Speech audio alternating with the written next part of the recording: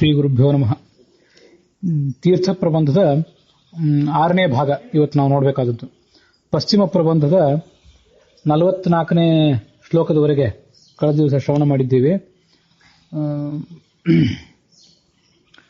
ಉಡುಪಿಯ ಕ್ಷೇತ್ರದಿಂದ ಪಶ್ಚಿಮದಲ್ಲಿರುವಂತಹ ಅನೇಕ ತೀರ್ಥಕ್ಷೇತ್ರಗಳೇನಿವೆ ಅವುಗಳ ವರ್ಣನೆ ಇಲ್ಲಿಯವರೆಗೂ ಬಂದಿದೆ.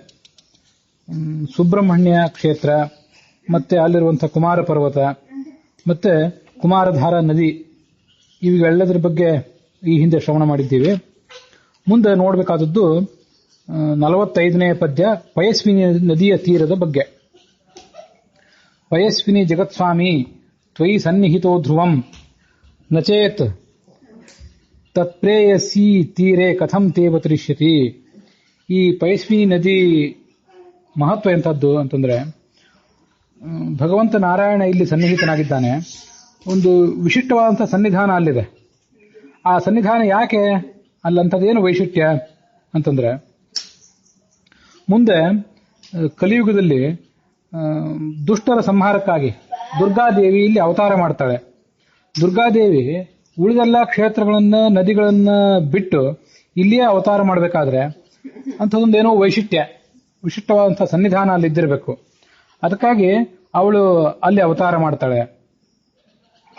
ಇದು ಯಾವಾಗ ಅಂತಂದ್ರೆ, ಈ ಕಲಿಯುಗ ಕಲಿಯುಗ ಪ್ರಾರಂಭ ಆಗಿ ಈಗ ಕೇವಲ 5,000 ವರ್ಷ ಆಗಿವೆ. 5,100, 118 ಇಷ್ಟು ವರ್ಷಗಳಾಗಿವೆ ಅಷ್ಟೇ. ಇನ್ನೂ ಅನೇಕ ವರ್ಷಗಳಾಗಬೇಕು. ಸುಮಾರು ಇನ್ನೂ 30-31,000 ವರ್ಷ ಆಗಬೇಕು. ಅಷ್ಟಾದ ಮೇಲೆ ದುಷ್ಟರ ಸಂಹಾರಕ್ಕಾಗಿ ದುರ್ಗಾದೇವಿ ಇಲ್ಲಿ ಬಂದು ಜನಿಸ್ತಾಳೆ.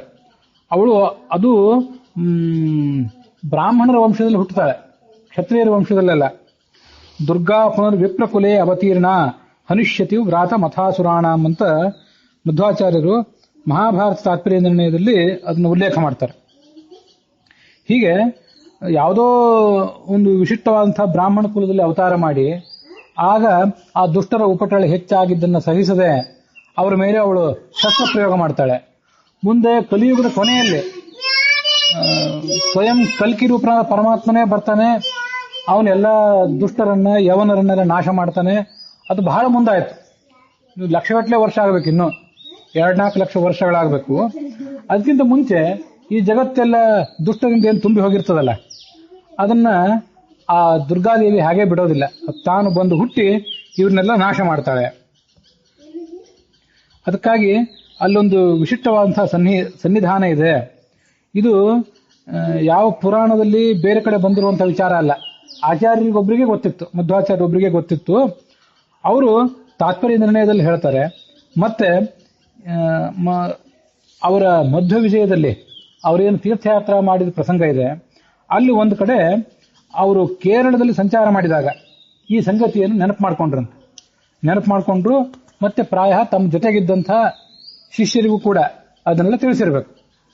ಸಭಾವಿನಿ ಸ್ವಹೇಲಯ ಪಾತಿತ ಪಾರ್ಥಿವೋ ವ್ರಜಾಂ ಧೀಶುದ್ಧಿಧಾಂ ಕೇರಳ ಭೂಷಣಾಯಿತಾಂ ಪಯಸ್ವಿನೀಂ ಪ್ರೇಕ್ಷ್ಯ ಪಥಿದ್ವಿಜಾರ್ಚಿತಾಂ ಸಭಾವಿನೀಂ ಅಸ್ಮರದತ್ತ ಚಂಡಿಕಾಂ.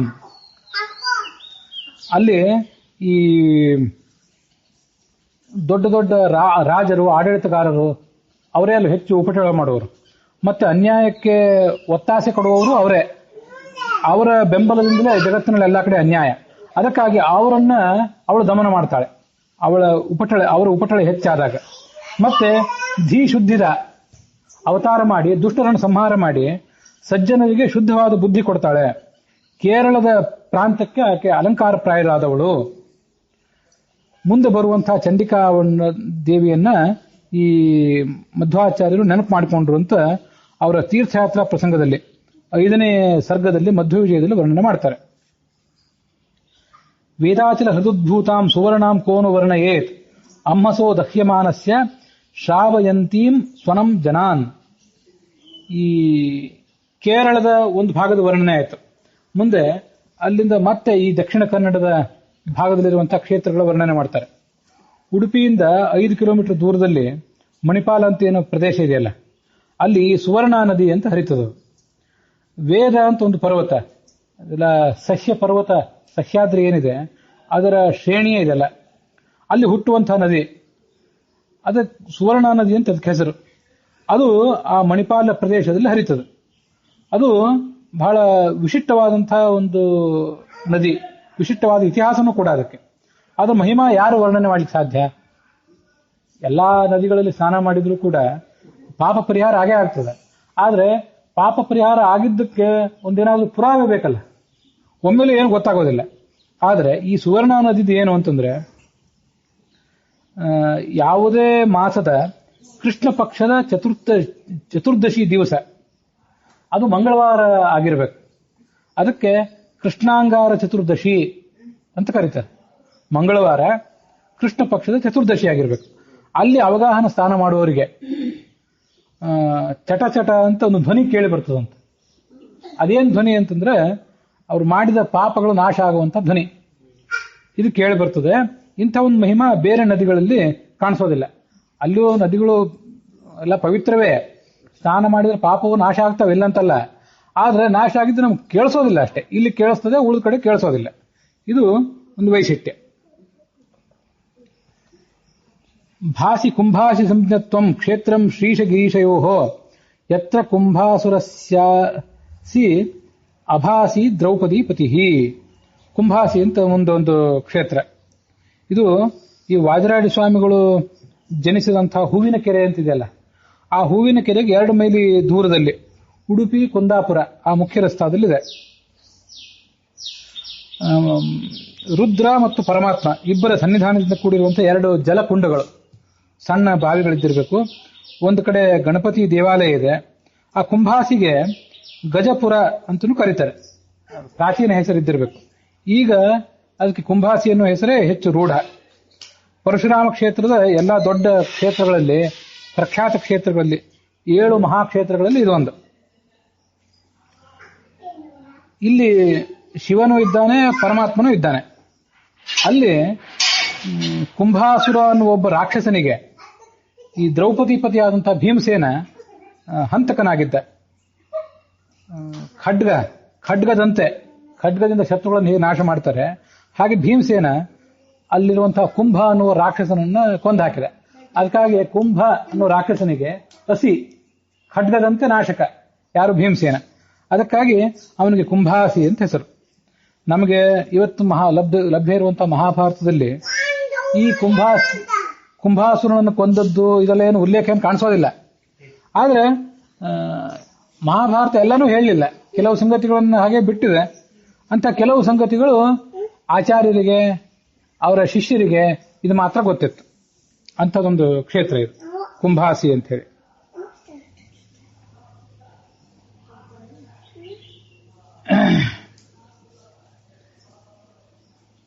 ಈ ಕುಂಭಾಸಿ ಕ್ಷೇತ್ರದ ಒಂದು ಮಹಿಮಾ ಏನು ಅಂತಂದ್ರೆ, ಒಂದು ಹಿಂದೊಮ್ಮೆ ಬಹಳ ದೊಡ್ಡ ಬರಗಾಲ ಬಂದಿತ್ತಂತೆ.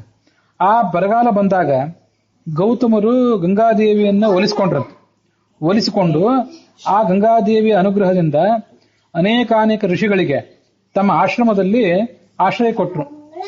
ಆದ್ರಿಂದ ಇದಕ್ಕೆ ಗೌತಮ ಕ್ಷೇತ್ರ ಅಂತೂ ಕೂಡ ಹೆಸರಿದೆ ಈ ಕುಂಭಾಸಿ ಕ್ಷೇತ್ರಕ್ಕೆ. ಗಂಗಾ ನದಿ ಇರೋದೆಲ್ಲೋ ಬೇರೆ ಕಡೆ, ಆದ್ರೆ ಅದನ್ನು ಪ್ರಾರ್ಥನೆ ಮಾಡಿ ಅದರ ಸನ್ನಿಧಾನದಿಂದ, ಅದರ ಆಶೀರ್ವಾದದಿಂದ ಈ ಕುಂಭಾಸಿ ಕ್ಷೇತ್ರದಲ್ಲಿ ಕೂಡ ನೀರಿನ ಒಂದು ಸೌಲಭ್ಯ ದೊರಕುವಂತೆ ಮಾಡಿದ್ರು. ಅದಕ್ಕಾಗಿ ಅದನ್ನ ಗೌತಮ ಕ್ಷೇತ್ರ ಅಂತ ಕೂಡ ಕರೀತಾರೆ. ಈ ಗೌತಮರ ಶರೀರದಂತೆ ಆ ಕ್ಷೇತ್ರ ಅತ್ಯಂತ ಪ್ರಿಯವಾದದ್ದವರಿಗೆ. ಅದಕ್ಕೇನ್ ಕಾರಣ ಅಂತಂದ್ರೆ, ಅಲ್ಲಿ ಯಮಗುಹಾ ಅಂತ ಒಂದು ಗುಹಾ ಇದೆ ಅಂತ. ಆ ಗುಹೆ ಅಂದ್ರೇನು? ಮುಖ ಇದ್ದಂತೆ. ಗೌತಮರ ಆ ಶರೀರದಲ್ಲಿ ಮುಖ ಇರ್ತದಲ್ಲ, ಮನುಷ್ಯನ ಮುಖದಲ್ಲಿ ಆತನ ಬಾಯಿ ಮೊದಲಾದದ್ದು ಏನಿರ್ತದಲ್ಲ, ಹಾಗೆ ಈ ಕ್ಷೇತ್ರಕ್ಕೆ ಯಮಗುಹಾನೇ ಒಂದು ಮುಖ ಇದ್ದಂತೆ.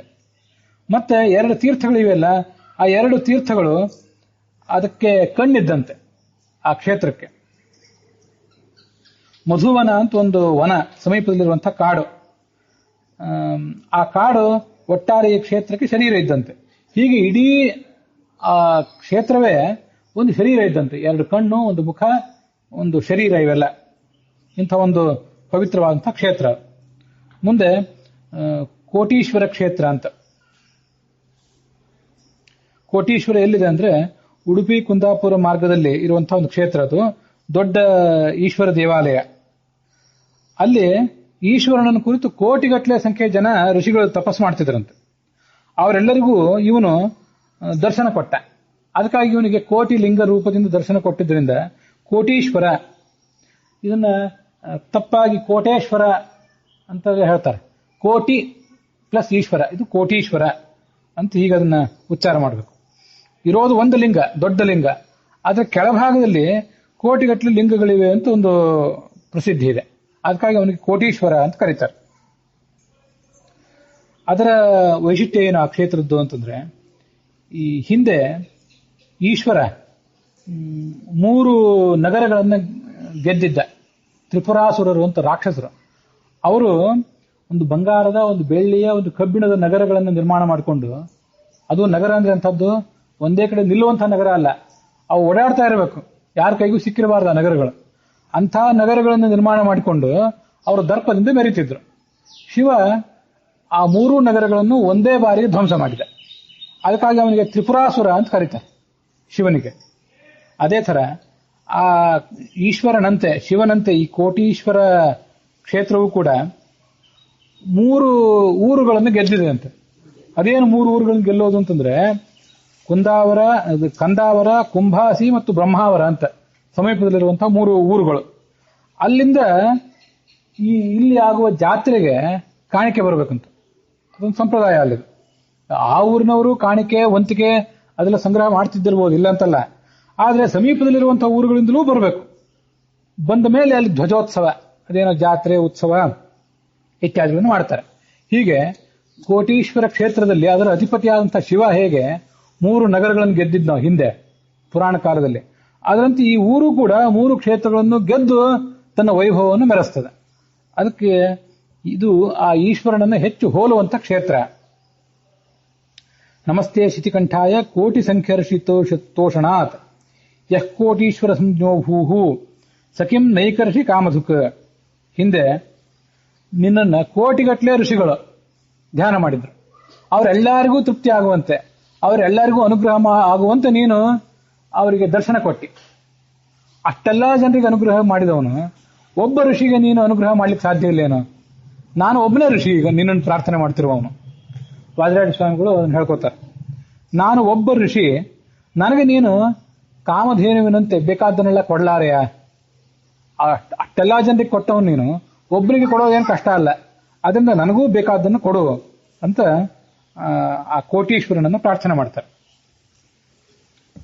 ಮುಂದೆ ಕ್ರೋಡ ಶಂಕರ ನಾರಾಯಣ ಅಂತ ಒಂದು ಕ್ಷೇತ್ರ. ಮುಂದೆ ಆ ಪಶ್ಚಿಮ ಪ್ರಬಂಧದ 51ನೇ ಪದ್ಯ. ಕ್ರೋಡ ಯೋಗೀಶ್ವರ ಕ್ಷೇತ್ರಂ ಭಾತಿ ಶುಕ್ತಿಮತಿ ತಟೆ ಸತಾಂ ಮತ ದ್ವಿತಾಯತ್ರ ಸ್ಪಷ್ಟೋ ಮೇಷ ರಮೇಶಯೋಹೋ. ಇದು ಶುಕ್ತಿಮತಿ ನದಿ ಅಂತ, ಈಗ ಅದಕ್ಕೆ ವಾರಾಹಿ ನದಿ ಅಂತ ಕರೀತಾರೆ. ಆ ವಾರಾಹಿ ನದಿ ತೀರದಲ್ಲಿ ಇದೊಂದು ಕ್ರೋಡ ಕ್ಷೇತ್ರ ಅಂತ, ಅದು ಬಹಳ ಶ್ರೇಷ್ಠವಾದಂಥ ಕ್ಷೇತ್ರ. ಕ್ರೋಡ ಅಂತ ಒಬ್ಬ ಮುನಿ, ಅವನು ತಪಸ್ಸು ಮಾಡಿದ. ಅವನಿಗೆ ಹರಿಹರ ಇಬ್ರು ಕೂಡ ಲಿಂಗ ರೂಪದಲ್ಲಿ ಪ್ರತ್ಯಕ್ಷರಾದರು. ಲಿಂಗದ ಎಡಭಾಗದಲ್ಲಿ ನಾರಾಯಣ, ಬಲಭಾಗದಲ್ಲಿ ಶಂಕರ ಇರ್ತಾನೆ. ವಿಷ್ಣು ಇರುವಂತಹ ಭಾಗ ಸ್ವಲ್ಪ ದಪ್ಪ ಆಗಿ, ಶಿವ ಇರುವಂತಹ ಭಾಗ ಸ್ವಲ್ಪ ಕೃಶವಾಗಿ ಕಾಣಿಸ್ತದಂತೆ. ಅದೇನೋ ಆ ಥರ ಕಾಣಿಸ್ತದಂತ ಲಿಂಗ. ನಾನೇನದನ್ನು ನೋಡಿಲ್ಲ, ಆದರೂ ಅದನ್ನ ಆ ಥರ ಹೇಳ್ತಾರೆ. ಇಲ್ಲಿ ಕ್ರೋಡ ಮುನಿಯ ಜೊತೆಗೆ ಜಮದಗ್ನಿ, ಮಾಂಡವ್ಯ, ಅಗಸ್ತ್ಯ, ಲೋಮಶ ಇವರು ಎಲ್ಲ ತಪಸ್ಸು ಮಾಡಿದರು. ಅವರೆಲ್ಲರೂ ಕೂಡ ಅನಿರುದ್ಧ, ವಾಮದೇವ, ಪ್ರದ್ಯುಮ್ನ, ಸದ್ಯೋಜಾತ, ಸಂಕರ್ಷಣ, ಅಘೋರ, ವಾಸುದೇವ, ತತ್ಪುರುಷ ಮತ್ತು ನಾರಾಯಣ ಅಂತ ಹೀಗೆಲ್ಲ ಅನೇಕ ರೂಪಗಳಿಂದ ಆರಾಧನೆ ಮಾಡಿದರು ಭಗವಂತನನ್ನು. 5 ಲಿಂಗಗಳು ಪ್ರಕಟ ಆದವು. ಅದರೊಳಗೆ ಈ ಕ್ರೋಡ ಶಂಕರ ನಾರಾಯಣ ಅಂತ ಒಂದು ಲಿಂಗ ಏನಿದೆ ಅದು ಪ್ರಧಾನ ಅಂತ ಅಲ್ಲಿ ಕ್ಷೇತ್ರದ ಮಹತ್ವದಿಂದ ತಿಳಿದು ಬರ್ತದೆ. ಕುಂದಾಪುರದಿಂದ 29 ಕಿಲೋಮೀಟರ್ ದೂರ ವಾರಾಹಿ ನದಿ ತೀರದಲ್ಲಿ ಖರ ಮತ್ತು ರಟ್ಟ ಅಂತ ಇಬ್ಬರು ರಾಕ್ಷಸರು, ಅವರ ಸಂಹಾರಕ್ಕಾಗಿ ಕ್ರೋಡ ಮುನಿಯ ತಪಸ್ಸಿಗೆ ಮೆಚ್ಚಿ ಹರಿಹರರು ಲಿಂಗ ರೂಪದಲ್ಲಿ ಪ್ರತ್ಯಕ್ಷರಾದರು. ಆ ಕ್ರೋಡ ಮುನಿ ಅಲ್ಲೇ ಒಂದು ತಪಸ್ಸು ಮಾಡಿದಂತಹ ಪ್ರದೇಶ, ಒಂದು ಬೆಟ್ಟದ ಮೇಲೆ ಕ್ರೋಡಗಿರಿ ಅನ್ನುವ ಬೆಟ್ಟ, ಅಲ್ಲಿ ಅವನು ತಪಸ್ಸು ಮಾಡ್ತಿದ್ದ. ಒಂದು ಆಳೆತ್ತರದ ಶಂಕರನಾರಾಯಣ ವಿಗ್ರಹ ಅಂತದ್ದು. 1 ಕಿಲೋಮೀಟರ್ ದೂರದ ತನಕ ಆ ಗಂಟೆ ಶಬ್ದ ಕೇಳಬೇಕು. ಅಂಥದ್ದು ದೊಡ್ಡ ಗಂಟೆ ಇದೆ ಅಂತಲ್ಲಿ. ಇದೆಲ್ಲ ಕ್ಷೇತ್ರದ ಮಹಿಮೆ ಅಂತ ವರ್ಣನೆ ಮಾಡ್ತಾರೆ. ಈ ಕ್ಷೇತ್ರದೊಂದು ವೈಶಿಷ್ಟ್ಯ ಏನಂತಂದ್ರೆ, ಈ ಅಲ್ಲಿರುವಂತಹ ಲಿಂಗ, ಭಗವಂತನ ವಿಗ್ರಹ ಅದನ್ನು ನೋಡಿದರೆ ದ್ವಾಸುಪರ್ಣ ಅನ್ನುವಂಥ ಒಂದು ವೇದವಾಕ್ಯ ವಾದಿರಾಜ ಸ್ವಾಮಿಗಳಿಗೆ ನೆನಪಿಗೆ ಬಂತು.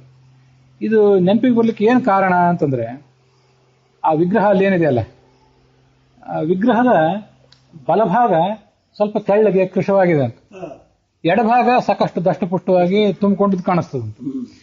ಇದಕ್ಕೆಲ್ಲ ಏನ್ ಕಾರಣ ಅಂದ್ರೆ, ಅಲ್ಲಿರೋ ಕೆಲವರು ಅರ್ಚಕರು ಶೈವರಿದ್ದಿರಬೇಕು.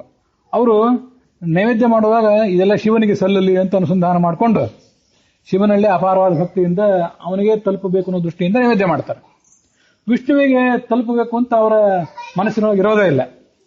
ಇಷ್ಟಾದ್ರೂ ವಿಷ್ಣುವಿಗೆ ನೈವೇದ್ಯ ತಲುಪದೆ ಹೋದ್ರೂ ಕೂಡ ವಿಷ್ಣುವಿನ ಭಾಗ ದಷ್ಟಪುಷ್ಟವಾಗಿ ತುಂಬಿಕೊಂಡು ಮೈ ತುಂಬಿಕೊಂಡು ಕಾಣಿಸ್ತದೆ. ಶಿವನ ಭಾಗಕ್ಕೆ ಪ್ರತಿನಿತ್ಯ ನೈವೇದ್ಯ ಸಂದ್ರೂ ಕೂಡ, ಅಪಾರವಾದ ಭಕ್ತಿಯಿಂದ ಇವರೆಲ್ಲ ನೈವೇದ್ಯ ಮಾಡಿ ಕೊಟ್ಟರೂ ಕೂಡ ಅದು ಸಾಕಷ್ಟು ಕೃಶವಾಗಿದೆ. ಇದಕ್ಕೇನ್ ಕಾರಣ ಅಂತಂದ್ರೆ, ದ್ವಾಸುಪರ್ಣ ಸಯುಜಾ ಸಖಾಯ ಸಮಾನಂ ವೃಕ್ಷಂ ಪರಿಶಸ್ವ ಜಾತೆ ತಯೋರನ್ಯ ಪಿಪ್ಪರಂ ಸ್ವಾದ್ವತ್ತಿ ಅನಷ್ಣನ್ನನ್ಯೋ ಅಭಿಚಾಕಶೀತಿ. ಜಗವೆಂಬೋ ಗಿಡ ಹುಟ್ಟೈತಣ್ಣ, ಹಕ್ಕಿಗಳೆರಡು ಐದಾವಪ್ಪ ಅಂತ ಒಂದು ಹಾಡು ಎಲ್ಲರೂ ನೀವು ಕೇಳಿರ್ಬೇಕು. ಕೇಳಿದ್ರೆ ಅದೊಂದು ಹಾಡು ಯಾರ್ದು ನಂಗೂ ನೆನಪಿಲ್ಲ. ಪುರಂದರದಾಸರದ. ಸರಿ,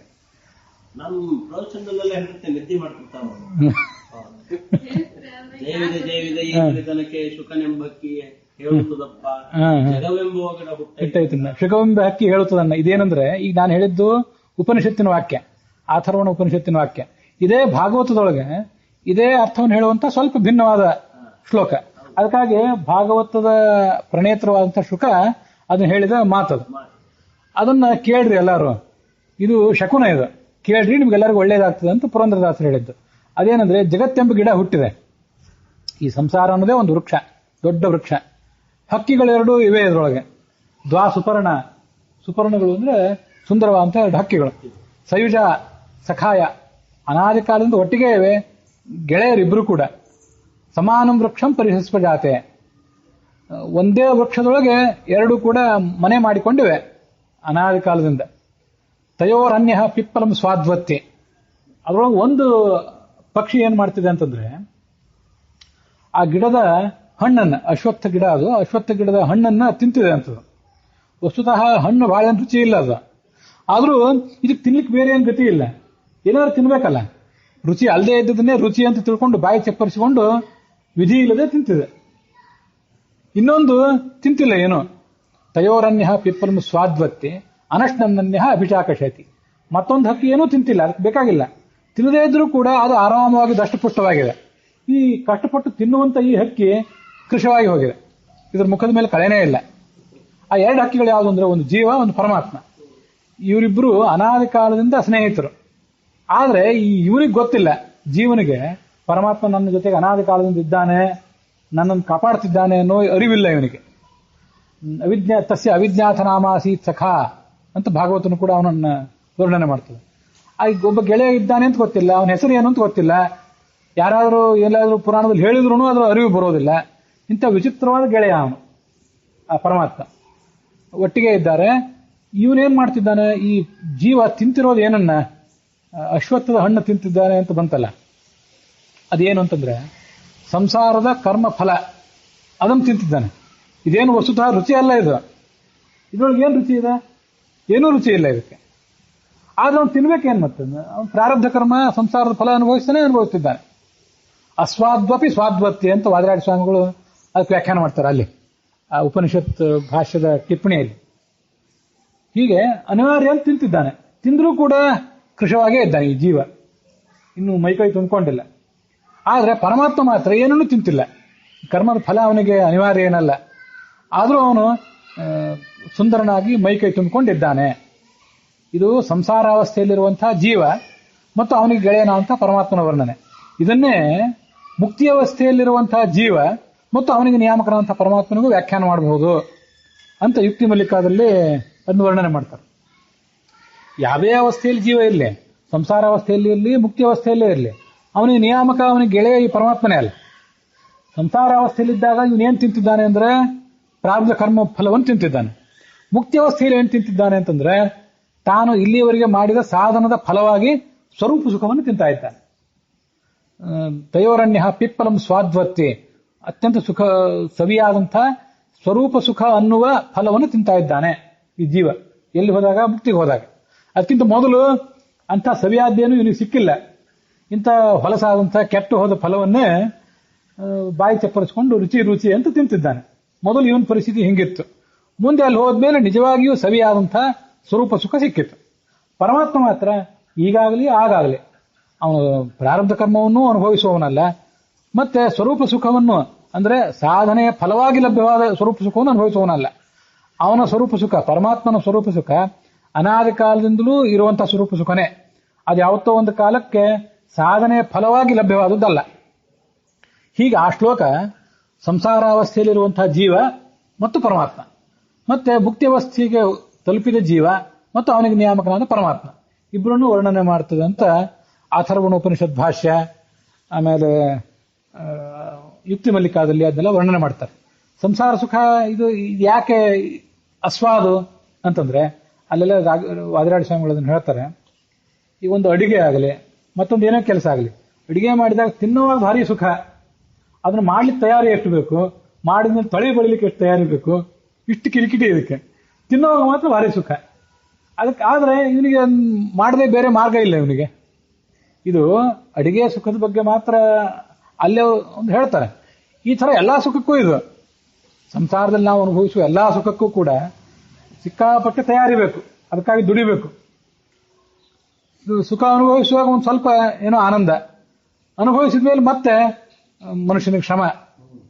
ಇಷ್ಟೆಲ್ಲ ಸಮಸ್ಯೆಗಳು ಸಂಸಾರದಲ್ಲಿ ಅಂತ ಮತ್ತೆ ಸಮಸ್ಯೆ. ತಿಂದದ್ದು ತಿನ್ನೋಕ್ಕಿಂತ ಮೊದಲು ಹಸಿವೇನ್ ಸಮಸ್ಯೆ, ತಿಂದ ಮೇಲೆ ಜೀರ್ಣ ಆಗ್ಲಿಲ್ಲ ಅಂತ ಸಮಸ್ಯೆ, ಇಲ್ಲ ಸಮಸ್ಯೆಗಳು. ತಿಂದ ಜೀರ್ಣ ಆಗಿ ಮನಸ್ಸಿಗೆ ಮದ ಏರಿ ಮತ್ತೊಂದು ಸಮಸ್ಯೆ, 108 ಸಮಸ್ಯೆ. ಒಂದು ದಿನದ ಸುಖ ಅಂದ್ರೆ ಇವಾಗ ಸುಖ ಸಿಗೋದೆಷ್ಟು ಒಂದು ಕ್ಷಣ ಕ್ಷಣ ಲೆಕ್ಕ ಹಾಕಿದ್ರೆ ನಾಳೆ ಅಡಿಗೆ ಮಾಡ್ಬೇಕು, ಊಟ ಮಾಡ್ಬೇಕು ಅಂತ ಇಡೀ ದಿವಸ ತಯಾರಿ. ಈ ಭಾಗವತದ ವಾಕ್ಯ ಮತ್ತೆ ಉಪನಿಷತ್ತಿನ ವಾಕ್ಯ ವಾದರಾಜ ಸ್ವಾಮಿಗಳಿಗೆ ಆ ಲಿಂಗ ಅಥವಾ ವಿಗ್ರಹ ನೋಡಿದಾಗ ನೆನಪಿಗೆ ಬಂತು. ಯಾಕೆಂದ್ರೆ ಆ ಲಿಂಗನ ಹಂಗೆ ಇದೆ, ಶಿವನ ಭಾಗ ಕೃಷಿವಾಗಿ, ಪರಮಾತ್ಮನ ವಿಷ್ಣುವಿನ ಭಾಗ ದಷ್ಟಪುಷ್ಟವಾಗಿದೆ ಅಂತ ಒಂದ್ಸರಿ ನೋಡ್ಬೇಕದನ್ನು. ಅಥವಾ ಏನಿರ್ಬೋದು ಅಂದ್ರೆ ಪ್ರಾಯ ಒಂದ್ ಕಡೆ ಒಂದ್ಸರಿ ಅದು ಅನಾದಿ ಕಾಲದ ಒಂದು ಲಿಂಗ, ಉದ್ಭೂತವಾದಂತಹ ಸ್ವಯಂಭೂತವಾದಂತಹ ಲಿಂಗ ಹೀಗೇನಾದ್ರು ಇದ್ದಿರ್ಬೇಕು. ಅನಾದಿ ಕಾಲದಿಂದಲೂ ಆ ಥರ ಆ ಲಿಂಗದ ಆಕಾರವೇ ಆ ಥರ ಇದ್ದಿರ್ಬೇಕು. ಈ ಪೂಜೆ ಮಾಡಿ ಮಾಡಿ ಅದು ಸವಿದಿದೆಯೋ ಅದು ಏನಾಗಿದೆ ಗೊತ್ತಿಲ್ಲ ಅಂತ ಅದರ ಮೂಲ ಸ್ವರೂಪನೇ ಒಂದ್ ಕಡೆ ಅಲ್ಲದ ಏನೂ ಆಗಿರ್ಬೋದು. ಅದನ್ನ ಯಾರು ಕಟ್ಟದಿಟ್ಟಿದ್ರೆ ಎಲ್ಲ ಕಡೆ ಸರಿಯಾಗಿರುವಂತೆ ಪ್ರಮಾಣಬದ್ಧವಾಗಿರುವಂತೆ ಮಾಡಿರ್ತಾರೆ. ಸ್ವಯಂ ಉದ್ಭೂತವಾದ್ದು ಉದ್ಭವ ಲಿಂಗ, ಉದ್ಭವ ಮೂರ್ತಿ ಇಂಥದ್ದೇನಾದ್ರು ಆಗಿದ್ರೆ ಅದರ ಸ್ವರೂಪದಲ್ಲೇ ಅಂಥದ್ದೇನಾದ್ರು ಸ್ವಲ್ಪ ವ್ಯತ್ಯಾಸಗಳು ಇದ್ದಿರಬಹುದು ಪರಮಾತ್ಮ ಇಬ್ರು ಆ ಲಿಂಗದಲ್ಲಿ ಇದ್ದಾರೆ ಅನ್ನೋದು ಆ ವಾದರಾಜ ಸ್ವಾಮಿಗಳಿಗೆ ಅಲ್ಲಿ ಕಾಣಿಸ್ತಾರೆ. ಹೀಗೆ ಇದ್ರ ಮೂಲಕ ಅವ್ರು ಏನ್ ತಿಳಿಸ್ತಾರೆ ಅಂದ್ರೆ, ನೀವು ಯಾವ ತೀರ್ಥಕ್ಷೇತ್ರಕ್ಕೆ ಹೋಗ್ರಿ, ಅಲ್ಲೆಲ್ಲ ಹೋದಾಗ ಆ ಪರಮಾತ್ಮನಾಗ್ಲಿ, ಅವನ ಅನುಚರರಾದಂತಹ ತತ್ವಾಭಿಮಾನಿ ದೇವತೆಗಳಾಗ್ಲಿ, ಉಳಿದ ಯೋಗಿಗಳಾಗ್ಲಿ ಏನೇನ್ ಬೇರೆ ಬೇರೆ ತರದ ಮಹಿಮಾ ತೋರಿಸಿರ್ತಾರೆ, ಅವ್ರು ತಮ್ಮ ಗ್ರಂಥಗಳಲ್ಲಿ ಏನನ್ನು ಹೇಳಿರ್ತಾರೆ, ಅದೆಲ್ಲ ಅಲ್ಲಿ ಹೋದಾಗ ನಮ್ಗೆ ನೆನಪಿಗೆ ಬರಬೇಕು. ಅದಕ್ಕಾಗಿ ಈ ಥರದ್ದೆಲ್ಲ ವರ್ಣನೆ.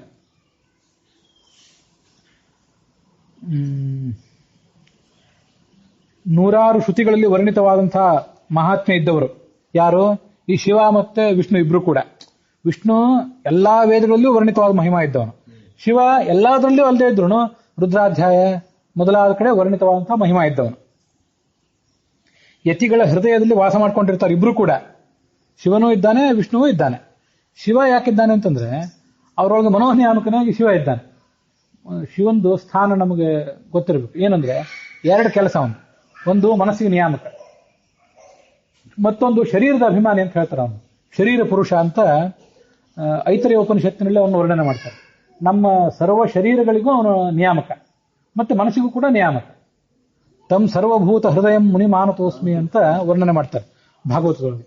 ಹೀಗೆ ಶರೀರಕ್ಕೆ ನಿಯಾಮಕ ಮತ್ತೆ ಮನಸ್ಸಿಗೂ ನಿಯಾಮಕ.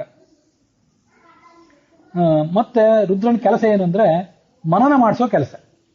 ರುದ್ರಸ್ತು ಮನನಾಖ್ಯಂಚ ಶೇಷೋ ವ್ಯಾಖ್ಯಾನ ಗೋಚರಂ ಗರುಡೋ ಧ್ಯಾನ ಗೋಚರಂ ಅಂತ ಬೃಹದಾರಣ್ಯಕ ಉಪನಿಷತ್ ಭಾಷೆಯಲ್ಲಿ ಆಚಾರ್ಯ ಹೇಳ್ತಾರೆ. ನಾವು ಶ್ರವಣ ಮಾಡ್ತೀವಲ್ಲ, ಶ್ರವಣ ಮಾಡಿಸೋದು ಒಬ್ರ ಕೆಲಸ, ಮನನ ಮಾಡಿಸೋದು ಒಬ್ರ ಕೆಲಸ, ಧ್ಯಾನ ಮಾಡಿಸೋದು, ವ್ಯಾಖ್ಯಾನ ಮಾಡಿಸೋದು, ಇವೆಲ್ಲ ಬೇರೆ ಬೇರೆ ಬೇರೆ ಬೇರೆ ದೇವತೆಗಳ ಕೆಲಸ ಅಂತ. ಶ್ರವಣ ಮಾಡಿಸೋದು ಯಾರ್ದು ಅಂದ್ರೆ ಈ ದಿಗ್ದೇವತೆಗಳು ಇರ್ತಾರಲ್ಲ, ಇಂದ್ರ, ಚಂದ್ರ, ವರುಣ, ಯಮ, ಮಿತ್ರ, ಕುಬೇರ, ಇವರೆಲ್ಲ ನಮಗೆ ಶ್ರವಣ ಮಾಡಿಸ್ತಾರೆ. ಶ್ರವಣ ಮಾಡಿಸಿದ್ದನ್ನ ಮನನ ಮಾಡಿಸೋ ಕೆಲಸ ಯಾರ್ದು ಅಂದ್ರೆ ರುದ್ರಂದು. ಅದನ್ನು ನಾವು ಎಲ್ಲೇ ರುದ್ರನಿಗೆ ನಮಸ್ಕಾರ ಮಾಡಿದಾಗ ನಾವು ಕೇಳಿದ್ದೆಲ್ಲವೂ ಕೂಡ ನಮಗೆ ಸರಿಯಾಗಿ ಮನನ ಆಗಬೇಕು, ಅರ್ಥ ಆಗಬೇಕು, ಅದಕ್ಕೆ ಬೇಕಾದ ಅನುಕೂಲ ಮಾಡಿಕೊಡು ಅಂತ ಅವನು ಪ್ರಾರ್ಥನೆ ಮಾಡಬೇಕು. ಶೇಷ ಏನ್ ಮಾಡ್ತಾನಂದ್ರೆ 1000 ನಾಲ್ಗೆ ಅವನು, ಅದಕ್ಕೆ ನಾವು ಶ್ರವಣ ಮಾಡಿ ಮನನ ಮಾಡಿದ್ದನ್ನು ಇನ್ನೊಬ್ಬರಿಗೆ ವ್ಯಾಖ್ಯಾನ ಮಾಡ್ಲಿಕ್ಕೆ ಅನುಕೂಲ ಮಾಡಿಕೊಡುವವನು ಶೇಷ. ಇದೆಲ್ಲ ಆದ್ಮೇಲೆ ಕೂತು ಧ್ಯಾನ ಮಾಡ್ಬೇಕಲ್ಲ. ಮೊನ್ನೆ ಅದು ನೋಡಿದ್ವಲ್ಲ, ಅಪರೋಕ್ಷ ಜ್ಞಾನ ಆಗಬೇಕು ಅನ್ನೋ ಕಾರಣಕ್ಕಾಗಿ ನಾವು ಯಾವ್ಯಾವ ಮಂತ್ರಗಳನ್ನು ಉಪದೇಶ ತಗೊಂಡಿರ್ತೀವಿ, ಯಾವ್ಯಾವ ಸ್ತೋತ್ರಗಳನ್ನು ಪಾರಾಯಣ ಮಾಡ್ತಾ ಧ್ಯಾನ ಮಾಡ್ತೀವಲ್ಲ, ಆ ಧ್ಯಾನ ಮಾಡಿಸೋದೆಲ್ಲ ಗರುಡನ ಕೆಲಸ. ನಮಗೆ ಸಂದರ್ಭ ಬಂತು ಅಂತ ಶೇಷಂದು ಗರುಡಂದು ಹೇಳಿದೆ. ರುದ್ರನ ಕೆಲಸ ಏನಂದ್ರೆ ಮನನ ಮಾಡಿಸೋದು. 3 ಮಂದಿ ಅವಶ್ಯ ಅಂತ. 3 ಮಂದಿ ಬಹಳ ಮುಖ್ಯವಾಗಿ. ರುದ್ರ ಮನಸ್ಥೂಲಂತು ವಾಸವ, ಮನಸ್ಸಿನ ಸ್ಥೂಲ ಭಾಗಕ್ಕೆ ಇಂದ್ರ ನಿಯಾಮಕ. ಇಂದ್ರನು ಮನೋ ನಿಯಾಮಕನೇ. ಮನಸ್ಸೂಕ್ಷ್ಮಂ ಜ್ಞಾನಯೋಗ್ಯಂ. ಹೊರಗಿನ ಮನಸ್ಸೇನಿದೆಯಲ್ಲ ಅದು ನಮಗೆ ಜ್ಞಾನದ ಚಟುವಟಿಕೆಗಳನ್ನು ಮಾಡಿಸೋದಿಲ್ಲ. ಸುಮ್ಮನೆ ಏನೋ ಹೊರಗಿನ ಕೆಲಸಗಳನ್ನು ಮಾಡಿಸಿ ಸುಮ್ಮನೆ ಆಗಿಬಿಡ್ತದೆ. ಅದನ್ನೆಲ್ಲ ಇಂದ್ರ ಮಾಡಿಸ್ತಾನೆ. ಕೆಳಗಿನವನು, ದೇವತಾ ತಾರತಮ್ಯ ದೃಷ್ಟಿಯಿಂದ ಕೆಳಗಿನವನು, 8ನೇ ಕಕ್ಷಾದಲ್ಲಿರುವವನು. 5ನೇ ಕಕ್ಷಾದಲ್ಲಿರುವಂತಹ ಗರುಡ, ಶೇಷ, ರುದ್ರರು ಒಳಗಿನ ಮನಸ್ಸಿಗೆ ನಿಯಾಮಕರು. ಅದರೊಳಗೂ ಒಬ್ಬೊಬ್ಬರಿಗೆ ಒಂದೊಂದು ಜವಾಬ್ದಾರಿ. ರುದ್ರನಿಗೆ ಮನನದ್ದು, ಶೇಷನಿಗೆ ವ್ಯಾಖ್ಯಾನದ್ದು, ಮತ್ತೆ ಗರುಡನಿಗೆ ಧ್ಯಾನದ್ದು. ಇಷ್ಟು 3 ಜವಾಬ್ದಾರಿಗಳನ್ನು ತಗೊಂಡು ಅವರು ನಮ್ಮ ಕಡೆಯಿಂದ ಕೆಲಸಗಳನ್ನು ಮಾಡಿಸ್ತಾರೆ. ಯತಿಗಳ ಹೃದಯದಲ್ಲಿರುವಂಥವನು ಯಥೇಷ್ಟ ಗುಣಭರಿತರಾದವರು ಇಬ್ರು. ಪರಮಾತ್ಮ ಅನಂತ ಗುಣಭರಿತ, ಇವನು ಅವನಷ್ಟಲ್ಲದೆ ಇದ್ರು ತನ್ನ ಯೋಗ್ಯತಾನುಸಾರ ಗುಣಭರಿತ. ಕಿಂಕರ ವರದಂ, ಇಬ್ರು ತಮ್ಮ ಭಕ್ತರಿಗೆ ಬೇಕಾದ ವರಗಳನ್ನು ಕೊಡ್ತಾರೆ. ಅನಿಂದ್ಯ ದೋಷರಹಿತ, ಶಂಕರ ನಾರಾಯಣ ಒಂದೇ. ಶಂಕರನಿಗೂ ನಮಸ್ಕಾರ ಮಾಡ್ತೀನಿ, ನಾರಾಯಣನಿಗೂ ನಮಸ್ಕಾರ ಮಾಡ್ತೀನಿ. ಇಲ್ಲಿ ಹೇಳಿರುವ ಶಬ್ದಗಳು ಇಬ್ರಿಗೂ ಅನ್ವಯವಾಗುವಂಥ ಶಬ್ದಗಳು. ಒಬ್ಬ ಕೈಯಲ್ಲಿ ತ್ರಿಶೂಲ ಹಿಡ್ಕೊಂಡಿದ್ದಾನೆ, ಮತ್ತೊಬ್ಬ ಕೈಯಲ್ಲಿ ಸುದರ್ಶನ ಚಕ್ರ ಹಿಡಿದಿದ್ದಾನೆ. ಒಬ್ಬ ಈ ಬಾಲಚಂದ್ರನನ್ನ ಅಂದ್ರೆ ತಲೆಯ ಮೇಲೆ ಚಂದ್ರನನ್ನು ಇಟ್ಕೊಂಡಿದ್ದಾನೆ ಶಿವ. ಪರಮಾತ್ಮ ಕಿರೀಟವನ್ನು ಧಾರಣೆ ಮಾಡಿದ್ದಾನೆ. ಮತ್ತು ಇಬ್ಬರು ಕೂಡ ಕಮಲದಂತೆ ಕಂಗೊಳಿಸುವ ಮುಖ, ಕೈ, ಕಾಲುಗಳು ಉಳ್ಳವರು. ಈ ಶಂಕರ ನಾರಾಯಣ ದೇವರಿಗೆ ನಾವು ನಮಸ್ಕಾರ ಮಾಡ್ತೀವಿ ಅಂತಾರೆ. ಬಲಿಷ್ಠವಾದಂತಹ ಶರೀರ, ಧ್ಯಾನ ಯೋಗ್ಯವಾದಂತಹ ಆ ಹೃದಯದಲ್ಲಿ ಶಿವ ಹಾವನ್ನು ಧಾರಣೆ ಮಾಡಿದ್ದಾನೆ. ಪರಮಾತ್ಮ ಹಾರವನ್ನು ಧಾರಣೆ ಮಾಡಿದ್ದಾನೆ. ಶಿವ ಬಿಳಿ ಬಣ್ಣ ಇದ್ದವನು, ಶಂಖದಂತೆ ಬಿಳಿ ವರ್ಣ. ನಾರಾಯಣ ಮೇಘದಂತೆ ನೀಲ ವರ್ಣ ಇದ್ದವನು. ಇಂಥ ಶಂಕರ ನಾರಾಯಣ ಇಬ್ಬರನ್ನು ಕೂಡ ನಾನು ನಮಸ್ಕಾರ ಮಾಡ್ತೇನೆ ಅಂತ ವಾದಿರಾಜ ಸ್ವಾಮಿಗಳು ವರ್ಣನೆ ಮಾಡ್ತಾರೆ. ಮುಂದೆ 56ನೇ ಪದ್ಯ, ಕೊಲ್ಲೂರು ಮೂಕಾಂಬಿಕಾ ಅಂತ ಕ್ಷೇತ್ರದ್ದು. ಮೂಕಾಂಬಿಕಾ ಕೃಪಾಲೋಕಾತ್ ಆಕಾಂಕ್ಷಿತ ಫಲಪ್ರದ ಮೂಕಾ ನಕೃತ ಮೇ ಶತ್ರುನ್ ಏಕಾಂಚಿತ ಜನಪ್ರಿಯ. ಈ ಕೊಲ್ಲೂರು ಇದು ಕೂಡ ಕೊಟಚಾದ್ರಿ ಅಂತ ಕರೀತಾರೆ. ಈ ಪ್ರದೇಶದಲ್ಲಿರುವಂತಹ ಕ್ಷೇತ್ರ ಇದು. ಸಪ್ತ ಮಹಾಕ್ಷೇತ್ರಗಳಲ್ಲಿ ಒಂದು. ಕೋಲ ಅಂತ ಒಬ್ಬ ಋಷಿ ತಪಸ್ಸು ಮಾಡಿದ ಜಾಗ, ಅದಕ್ಕಾಗಿ ಕೊಲ್ಲೂರು ಅಂತ ಕರೀತಾರೆ ಅದನ್ನು. ಸ್ಕಂದ ಪುರಾಣದಲ್ಲಿ ಇದರ ಮಹಾತ್ಮ ವರ್ಣನೆ ಮಾಡ್ತಾರಂತೆ.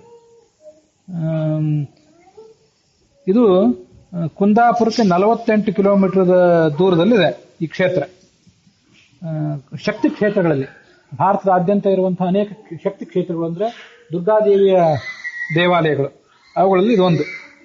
ಕೊಲ್ಲೂರಿನಲ್ಲಿ ಮಹಾಲಕ್ಷ್ಮಿ ಅಂತ ವರ್ಣಿತ ಈಗ ನಾವು ಕೇಳ್ತೇವೆ. ಆದರೂ ಅದನ್ನ ವಾದಿರಾಜ ಸ್ವಾಮಿಗಳು ದುರ್ಗಾದೇವಿ ಪಾರ್ವತಿ ಕ್ಷೇತ್ರ ಅಂತ ಅವರು ವರ್ಣನೆ ಮಾಡ್ತಾರೆ. ಅದರಿಂದ ಏನ್ ತಿಳ್ಕೋಬೇಕು, ಅದೇನು ಅಷ್ಟು ದೊಡ್ಡ ವಿಷಯ ಸಮಸ್ಯೆ ಏನಲ್ಲ. ಯಾಕಂದ್ರೆ ಅಲ್ಲಿ ಪಾರ್ವತಿನೂ ಇರಬಹುದು. ಅದ್ರೊಳಗೆ ನಾವು ನಮಸ್ಕಾರ ಮಾಡುವಾಗ ಭಾರತೀಯ ರಮಣ ಮುಖ್ಯ ಪ್ರಾಣ ಅಂತರ್ಗತ ಲಕ್ಷ್ಮೀನಾರಾಯಣ ಅಂತ ನಮಸ್ಕಾರ ಮಾಡ್ತೇವೆ. ಹೀಗಾಗಿ ಎಲ್ಲೇ ಯಾವುದೇ ದೇವತೆಗೆ ನಮಸ್ಕಾರ ಮಾಡುವಾಗ, ಅಗ್ನಿಪತ್ನಿಯಾದ ಸ್ವಾಹ, ಇಂದ್ರಪತ್ನಿಯಾದ ಶಚಿ, ರುದ್ರಪತ್ನಿಯಾದಂತಹ ಪಾರ್ವತಿ ಇವರೆಲ್ಲರಿಗೂ ನಮಸ್ಕಾರ ಮಾಡುವಾಗ ಅವರೊಳಗೆ ಇರುವಂತಹ ಬಿಂಬ ಪರಂಪರಾ ಏನಿರ್ತದಲ್ಲ ಅದಕ್ಕೂ ನಮಸ್ಕಾರ ಮಾಡಬೇಕು. ಅದಕ್ಕೆ ಶಾಸ್ತ್ರದಲ್ಲಿ ಏನು ಹೇಳ್ತಾರೆ ಅಂತಂದ್ರೆ, ಪರಮಾತ್ಮನ ಪುರುಷ ರೂಪ, ಪರಮಾತ್ಮನಿಗೆ ಪುರುಷ ಮತ್ತು ಸ್ತ್ರೀ ರೂಪ ಎರಡೂ ಇದೆಯಲ್ಲ, ಪರಮಾತ್ಮನ ಪುರುಷ ರೂಪ ಚತುರ್ಮುಖ ಬ್ರಹ್ಮನಿಗೆ ನಿಯಾಮಕ, ಚತುರ್ಮುಖ ಬ್ರಹ್ಮ ತನ್ನ ಕೆಳಗಿನವರಿಗೆ ನಿಯಾಮಕ, ಗಂಡಸರಿಗೆ, ಅವ್ರ ಕೆಳಗಿನವರು ಅವ್ರಿಗೆ ಗಂಡಸರಿಗೆಲ್ಲ ನಿಯಾಮಕರು. ಹೀಗೆ ಒಂದು ಬಿಂಬ ಪರಂಪರೆ. ಪರಮಾತ್ಮನ ಸ್ತ್ರೀ ರೂಪ ಲಕ್ಷ್ಮೀದೇವಿ ನಿಯಾಮಕ, ಲಕ್ಷ್ಮೀದೇವಿ ಭಾರತೀಯ ಸರಸ್ವತಿಯರಿಗೆ ನಿಯಾಮಕರು, ಬಿಂಬಳು. ಭಾರತೀಯ ಸರಸ್ವತಿಯರು ಈ ಪಾರ್ವತಿಗೆ ನಿಯಾಮಕರು.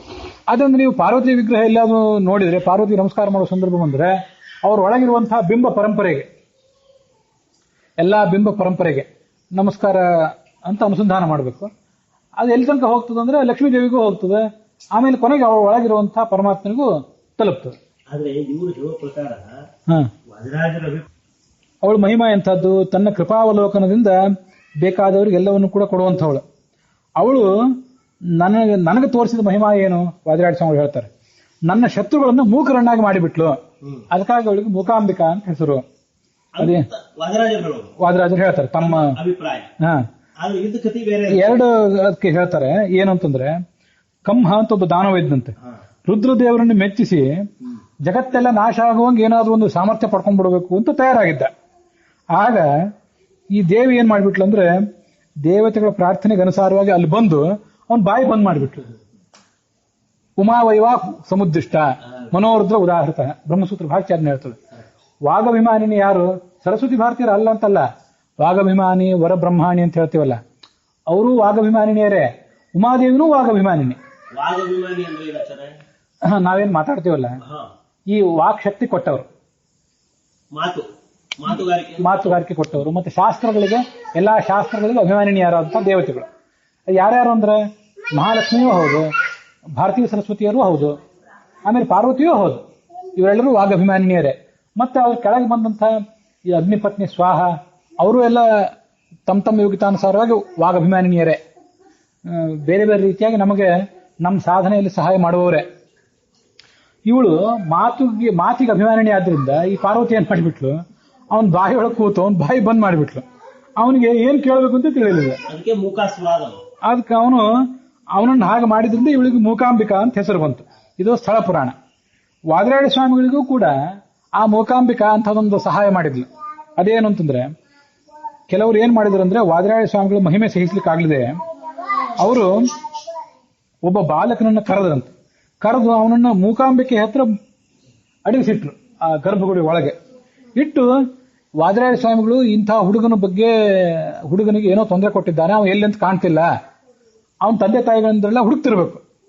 ಆ ಬಾಲಕನ ತಂದೆ ತಾಯಿಂದ್ರು ಮಗ ಎಲ್ಲಿದ್ದಾನೆ ಅಂತ ಹುಡುಕ್ಬೇಕು. ಆಗ ಹುಡುಕಾಡಿದಾಗ ವಾದಿರಾಜ ಸ್ವಾಮಿಗಳು ಆ ಹುಡುಗನನ್ನು ಏನೋ ಮಾಡಿದ್ದಾರೆ, ಅದರಿಂದ ವಾದಿರಾಜ ಸ್ವಾಮಿಗಳು ಸತ್ಪುರುಷರಲ್ಲ, ಇವರು ದುಷ್ಟರು ಅಂತ ವಾದಿರಾಜ ಸ್ವಾಮಿಗಳ ಬಗ್ಗೆ ಒಂದು ಅಪಪ್ರಚಾರ ಮಾಡಲಿಕ್ಕೆ ಅವರಿಗೆ ಕಾರಣ ಆಯ್ತು. ಆಗ ಇದು ಮೂಕಾಂಬಿಕೆ ಗೊತ್ತಾಯ್ತು. ಅವಳೇನ್ ಮಾಡಿದ್ಲಂದ್ರೆ, ಆ ತನ್ನ ಗರ್ಭಗುಡಿಯಲ್ಲಿ ಬಚ್ಚಿಟ್ಟಿದ್ರಲ್ಲ, ಗರ್ಭಗುಡಿ ಅಥವಾ ಅಲ್ಲಿ ದೇವಾಲಯದೊಳಗೆ ಒಂದು ಯಾವುದೋ ಪ್ರಾಂಗಣದೊಳಗೆ ಇನ್ನೊಬ್ರಿಗೆ ಗಮನಕ್ಕೆ ಬರದಂತೆ ಬಚ್ಚಿಟ್ಟಿದ್ದ ಬಾಲಕ, ಅವನಿಗೆ ತೊಂದರೆ ಕೊಟ್ಟು ಅವನನ್ನು ಹೊರಗೆ ಹಾಕಿಲ್ಲಂತೆ. ತೊಂದರೆ ಕೊಡೋದಂದ್ರೆ ಹೇಗೆ, ಅವನು ಎಚ್ಚರ ಇದ್ದಾಗಲೂ ಸ್ವಪ್ನದಲ್ಲಿದ್ದಾಗಲೂ ಅವನಿಗೆ ಭಯ ಆಗುವಂತೆ ಮಾಡಿದ್ಲು. ಚಾವಟಿ ತಗೊಂಡು ಬಾರ್ಕೋಲ್ ತಗೊಂಡು ಹೊಡೆಯೋದು, ಸರ್ಪಗಳನ್ನು ಕಾಣಿಸುವಂತೆ ಮಾಡೋದು, ಹೀಗೆಲ್ಲ ಮಾಡಿದಾಗ ಅವನಿಗೆ ಭಯ ಆಯ್ತು. ಅವನು ಅಲ್ಲಿಂದ ಆ ಅಡಗಿದ ಸ್ಥಳದಿಂದ ಎದ್ದು ಹೊರಗೆ ಬರಬೇಕಾಯ್ತು. ಹೊರಗೆ ಬಂದು ಮಂದಿಗೆ ಕಾಣಿಸ್ಬೇಕಾಯ್ತು. ಕಾಣಿಸಿದಾಗ ವಾದಿರಾಜ ಸ್ವಾಮಿ ನೋಡಿದ್ರು, ನಾನು ಅವನಿಗೆ ಏನೂ ಮಾಡಿಲ್ಲ, ನನ್ನ ಮಠದೊಳಗೆ ಅವನಿಲ್ಲ, ಎದ್ದು ಬಂದದ್ದು ಗುಡಿಯಿಂದ, ನೋಡ್ರಿ ಅಂತ ಜನರಿಗೆ ತಮ್ಮ ಅಪವಾದವನ್ನ ಕಳೆದುಕೊಳ್ಳುವಂತೆ ಆ ಜನರಿಗೆ ಅವನನ್ನು ತೋರಿಸಿದ್ರು. ಹೀಗೆ ಆವಾಗ ಏನಾಯ್ತು, ವಾದಿರಾಜ ಸ್ವಾಮಿಗಳ ಶತ್ರುಗಳ ಬಾಯಿ ಬಂದಾಯ್ತು, ಬಾಯಿ ಮೂಕಾಯ್ತು. ಅದರಿಂದ ಅವಳು ಮೂಕಾಂಬಿಕಾ. ಹೀಗೆ ಆ ದೇವಿಗೆ ಆ ಮೂಕಾಂಬಿಕಾ ಅನ್ನೋ ಹೆಸರು ಬಹಳ ಖ್ಯಾತವಾದದ್ದು. ಇದೆಲ್ಲ ಕೆಲವು ಈ ತೀರ್ಥ ಪ್ರಬಂಧದ ವ್ಯಾಖ್ಯಾನದಲ್ಲಿ ಅದು ಕಾಣಿಸ್ತದೆ. ಈ ಮೂಕಾಂಬಿಕಾ ಅವಳು ಶತ್ರುಗಳನ್ನು ನಾಶ ಮಾಡಿದ್ಲಲ್ಲ, ಅವಳು ಶತ್ರುಗಳನ್ನ ನಾಶ ಮಾಡುವಾಗ ಅವಳು ಹೇಗೆ ಮಾಡ್ತಿದ್ಲು ಅದನ್ನ ಇಲ್ಲೊಂದ್ ಕಡೆ ಹೇಳ್ತಾರೆ ನೋಡಿ. ಚೆಂಡಿನಂತೆ ಇದ್ಲಂತವಳು. ಚೆಂಡು ಹೇಗೆ ಪುಟಿತಿರ್ತದಲ್ಲ, ಒಂದ್ಸರಿ ಇಲ್ಲಿ, ಒಂದ್ಸರಿ ಮೇಲೆ, ಒಂದ್ಸರಿ ಅಲ್ಲಿ, ಹುಡುಕ್ಲಿಕ್ಕೆ ಕೈ ಹಾಕ್ಲಿಕ್ಕೆ ಹೋದ್ರೆ ಸಿಗೋದಿಲ್ಲ, ಮತ್ತೊಂದು ಕಡೆ ಎಲ್ಲ ಓಡಿ ಹೋಗ್ತದೆ. ಆ ಥರ ಇವಳು. ಯಾಕೆಂತಂದ್ರೆ ಶತ್ರು ಪಕ್ಷಗಳನ್ನ ನಾಶ ಮಾಡುವ ಸಂದರ್ಭದಲ್ಲಿ ಒಮ್ಮೆ ಭೂಮಿಯ ಮೇಲೆ, ಒಮ್ಮೆ ಆಕಾಶದಲ್ಲಿ, ಒಮ್ಮೆ ಸುತ್ತಲೂ ಎಲ್ಲ ಕಡೆ ಓಡಾಡ್ತಿದ್ಲು. ಶತ್ರುಗಳು ಎಲ್ಲೆಲ್ಲಿದ್ದಾರೆ ಅಲ್ಲೆಲ್ಲ ಚೆಂಡಿನಂತೆ ಪುಟಿದು ಓಡಿ ಹೋಗಿ ಶತ್ರುಗಳನ್ನು ದಮನ ಮಾಡ್ತಿದ್ಲು. ಅದಕ್ಕಾಗಿ ಆ ಕಾತ್ಯಾಯಿನಿ ದೇವಿ ಅವಳು ಕಂದುಕದಂತೆ ಚೆಂಡಿನಂತೆ ಸಂಚಾರ ಮಾಡ್ತಾ ಇದ್ಲು ಅಂತ ಅವಳು ಶತ್ರು ಸಂಹಾರ ಮಾಡಿದಂಥ ಒಂದು ಶ್ಲೋಕ ಇದು. ಇದ್ರ ಮೂಲಕ ಅವಳು ಸುಮ್ಮನೆ ಅಲ್ಲಿ ಓಡ್ತಾ ಇದ್ದು ಜಿಗಿತಾ ಇದ್ಲು ಅಂತ ಅಷ್ಟೇ ಅಲ್ಲ, ರುದ್ರ ತಾಂಡವ ನೃತ್ಯ ಮಾಡ್ತಾನಲ್ಲ, ತಾಂಡವ ನೃತ್ಯ ಮಾಡಿ ಶತ್ರುಗಳ ಸಂಹಾರ ಎಲ್ಲ ಮಾಡ್ತಾನಲ್ಲ, ಅದೇ ಥರ ಇವಳು ಕೂಡ ಒಂದು ನೃತ್ಯ ಮಾಡ್ತಾಳೆ. ರುದ್ರನ ಪತ್ನಿಯಾಗಿ ಇವಳು ಕೂಡ ಒಂದು ನೃತ್ಯ ಮಾಡ್ತಾಳೆ. ನೃತ್ಯ ಮಾಡಿ ಶತ್ರುಗಳನ್ನು ದಮನ ಮಾಡ್ತಾಳೆ ಅಂತ ಅದನ್ನ ಅರ್ಥ ಮಾಡ್ಕೊಳ್ಬೇಕು. ಅದು ಯಾಕೆ ಹಾಗೆ ಅಂತಂದ್ರೆ, ಈ ಸಾಮಾನ್ಯವಾಗಿ ನಾವು ನೋಡುವಂಥ ಲಲಿತ ಗತಿಯ ನೃತ್ಯ, ಸೌಮ್ಯ ಗತಿಯ ನೃತ್ಯ ಏನಿದೆ ಅದೆಲ್ಲ ಬೇರೆ ಸಂದರ್ಭದಲ್ಲಿ ಮಾಡುವಂಥದ್ದು. ಪಾತ್ರಧಾರಿ ವ್ಯಕ್ತಿಗೆ ಕೋಪ ಬಂದಾಗ, ಯಾವುದು ರೌದ್ರಾವತಾರ ತಾಳಿದಾಗ ಅವನು ಮಾಡುವ ನೃತ್ಯ ಏನಂದ್ರೆ ತಾಂಡವ ನೃತ್ಯ. ನೃಸಿಂಹರೂಪಿ ಸರ್ವೇಶಾಂ ಭಿತ್ವಾ ತಾಭಿರಲಂಕೃತ ನೃತ್ಯತೆ ಪ್ರಳಯೇ ದೇವ ಸ್ವಯಂ ಕೃಷ್ಣಾದಿ ರೂಪವಾನ್ ಅಂತ ಭಾಗವತ್ ತಾತ್ಪರ್ಯ. ಭಗವಂತನೇ, ವಿಷ್ಣುವೇ ಸೃಷ್ಟಿ ಮತ್ತು ಪಾಲನ ಕಾರ್ಯ ಮಾಡಿದಾಗ ಸೌಮ್ಯವಾಗಿರ್ತಾನಂತ. ಪ್ರಳಯ ಮಾಡುವಾಗ ಅವನು ನರಸಿಂಹ ರೂಪ ತಾಳಿ ತಾಂಡವ ನೃತ್ಯ ಮಾಡ್ತಾನೆ ಅಂತ ನರಸಿಂಹನ ತಾಂಡವ ನೃತ್ಯದ ವರ್ಣನ ಒಂದ್ ಕಡೆ ಭಾಗವತ್ ತಾತ್ಪರ್ಯದೊಳಗೆ ಬರ್ತದೆ. ಸ್ವಯಂ ಅವನು ನೃಸಿಂಹರೂಪಿ ಸರ್ವೇಶಾಂ ಭಿತ್ವ ಬ್ರಹ್ಮರುದ್ರಾದಿ ದೇವತೆಗಳನ್ನೆಲ್ಲ ನಾಶ ಮಾಡಿ ಎಲ್ಲರ ಆ ಭೌತಿಕ ಶರೀರಗಳನ್ನು ತನ್ನ ಮೈ ಮೇಲೆ ಹೊತ್ತು ನಾಶ ಮಾಡ್ತಾನಂತೆ. ಆ ಕಡೆ ಈ ಕಡೆ ನರ್ತನ ಮಾಡ್ತಾನಂತ ಅವನು, ನರಸಿಂಹರೂಪಿಯಾದ ಭಗವಂತ.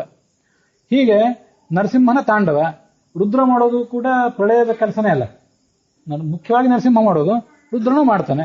ಅಂದ್ರೆ ಪ್ರಳಯದ ಒಂದು ಕೆಲವು ಕಾರ್ಯಗಳನ್ನು ರುದ್ರ ಮಾಡ್ತಾನೆ. ಹಾಗೆ ರುದ್ರನ ಪತ್ನಿಯಾದಂತಹ ಈ ಕಾತ್ಯಾಯಿನಿಯು ಕೂಡ ಶತ್ರುನಾಶ ಮಾಡುವಾಗ ಮಾಡಿದಂಥ ಒಂದು ನೃತ್ಯ ಅದು. ಸುಮ್ಮನೆ ಅಲ್ಲಿಂದ ಇಲ್ಲಿಗೆ ಕೆಲಸ ಇಲ್ಲದೆ ಪುಟ್ಟಿದಳು ಜಿಗಿದಳು ಅಂತಲ್ಲ, ಅವಳು ಮಾಡಿದಂಥ ಒಂದು ನೃತ್ಯದ ವರ್ಣನೆ ಅಂತ ಅದನ್ನು ನಾವು ಅನುಸಂಧಾನ ಮಾಡಬೇಕು. ಅದು ನನಗೆ ಆ ಥರ ಒಂದು ಅರ್ಥ ಕಾಣಿಸ್ತದೆ, ನಿಮ್ಮ ಎದುರಿಗೆ ಹೇಳಿದ್ದೇನೆ.